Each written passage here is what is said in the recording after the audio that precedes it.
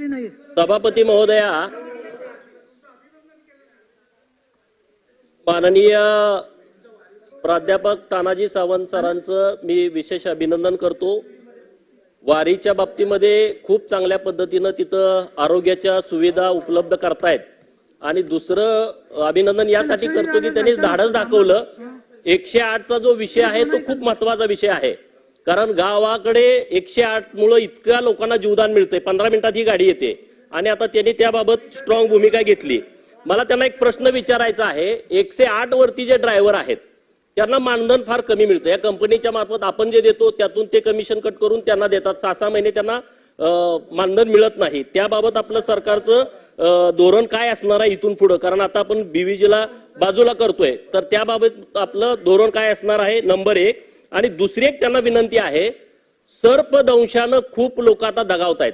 माझ्या आटपाडी तालुक्यातली जर परिस्थिती आपल्याला सांगायची म्हटलं तर मण्यार, गोनस, नाग या सर्पदंशांचं प्रमाण खूप वाढलंय. आणि आता परिस्थिती अशी आहे की असे विषारी साप चावल्याच्या नंतर आपल्या प्राथमिक आरोग्य केंद्रामध्ये यांना ऍडमिट करता येत नाही. त्यांना आयसीयूला लगेच रेफर केलं जातं.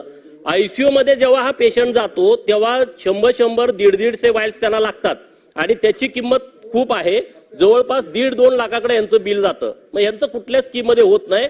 माझा असा प्रश्न आपल्याकडे आहे, जर असा एखादा सर्पदंश झालेला पेशंट एखाद्या खाजगी आयसीयू सेंटरमध्ये ऍडमिट झाला तर आपण सरकारच्या वतीनं या सगळ्या वायल्स त्यांना पुरवणार आहोत का? 100, 150, 200 वायल्स त्यांना एका पेशंटला लागतात, तर त्याबाबत आपण काही निर्णय घेणार आहात का?